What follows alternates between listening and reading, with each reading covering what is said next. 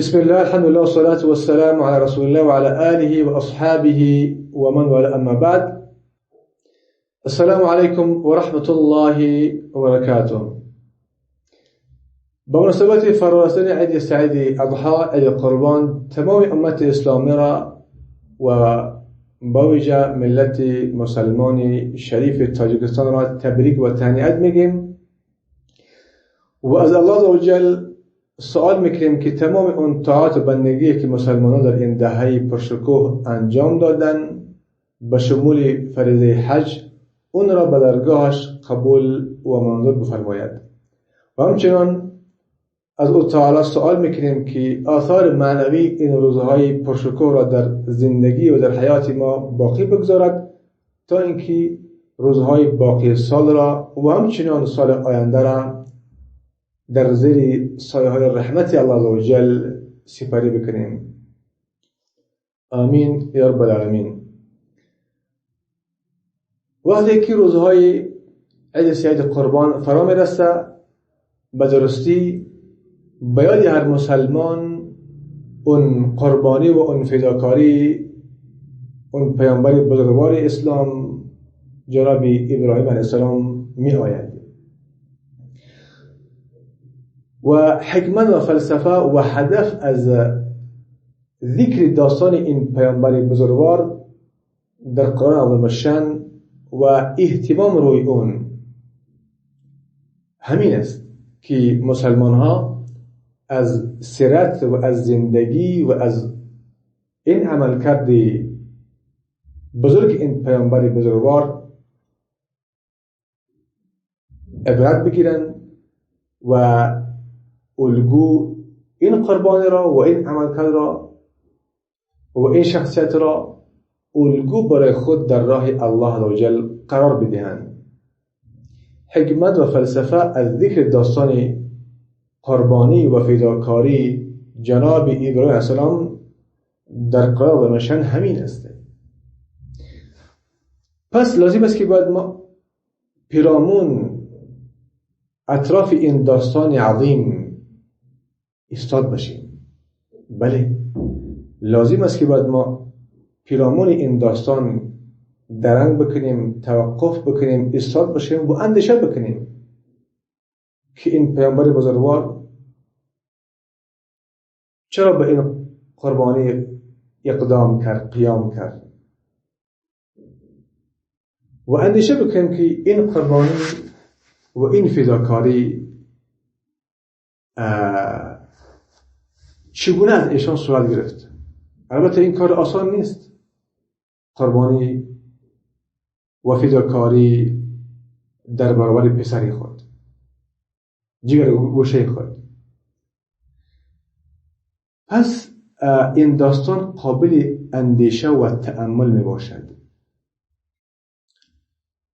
و ما یقین داشته باشیم که راه سعادت و عزت و نجات و نیکبختی در پیروی از جناب ابراهیم علیه السلام در این قربانیشان می باشد و واقعا و عملا پیامبر بزرگوار اسلام، پیامبر ما شما، از ایشان به گونه کامل پیروی کردند. به همین اساس الله عزوجل ایشان را، نام نیک ایشان را در میان انسانیت باقی گذاشته که اکثر امتها به شمول یهود و نصارا و مشرکین ابراهیم علیه السلام را به نیکی یاد میکنند و امروز هم امت اسلامی به مشکلات و سختی ها روبرو است و یقین داشته باشیم و مطمئن باشیم که جز فداکاری و قربانی و جانفشانی با تمام آنچه که در دست و در اختیار داریم دیگر راه وجود ندارد. راه عزت و سرفرازی و نجات و پایان دادن این اشغال و استبداد و این ظلم و بربریت تنها چنگ زدن به اسلام و خود آماده قربانی کردن می باشد. بله، امروز ما در میدان ابتلا و آزمایش سخت و سنگین قرار داریم. الله عزوجل برای که ما شما آسان میکنند. آمین. پس تلاش بکنیم، برای الله عزوجل توکل بکنیم و از الله پاک کمک بخواهیم که ما را در این میدان ابتلای سنگین و دشوار و دراز ثابت قدم و استوار بدارد. واقعا ما در امتحان سخت قرار داریم. پس باید تلاش بکنیم که این مرحله را با خوبی سپری بکنیم و تلاش بکنیم که ما در این میدان و در این آزمایش موفق و با سر بلند بیرون بشیم. و واقعا امت اسلامی با مشکلات خیلی جدی و سنگین مواجه است و سبب اساسی و رئیسی همین است که ما شانه خالی میکنیم، آماده قربانی و فداکاری نیستیم و این طبیعت حیات است که اگر تلاش کردی، زحمت کشیدی، مبارزه کردی، به جایی میرسی، به اهداف برسی، مشکلات را، سختی ها را پشت سر میکنی.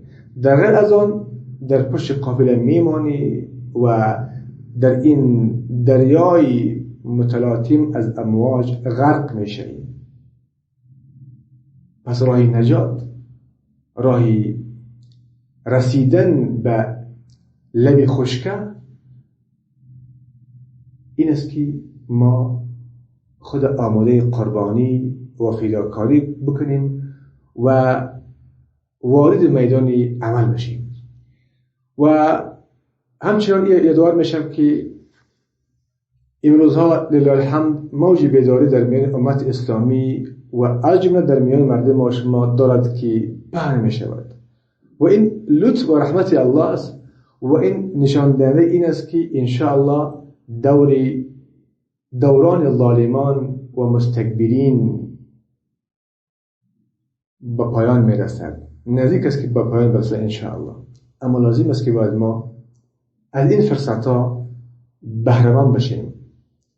لازم است که باید ما زیرکانه، خردمندانه، عاقلانه با حوادث و رویدادها تعامل بکنیم و متوجه به یک پارچگی باشیم، چون که بدون یک پارچگی، بدون وحدت نمیتوانیم از فرصتها استفاده بکنیم و همچنان متوجه به این باشیم که یگانه چیزی که ما را با همدیگر نزدیک می سازد و متحد میکند اون اسلام است.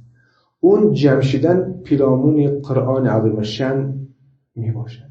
دیگر برنامه ها، دیگر افکار ما را با هم جمع نمی کند. خوب مسلمان ها و از جمله مردم شریف تاجیکستان در یک عصر اخیر تجارب تلخ را چشیدن و تمام رژیم های فرسوده بشر را تجربه کردن.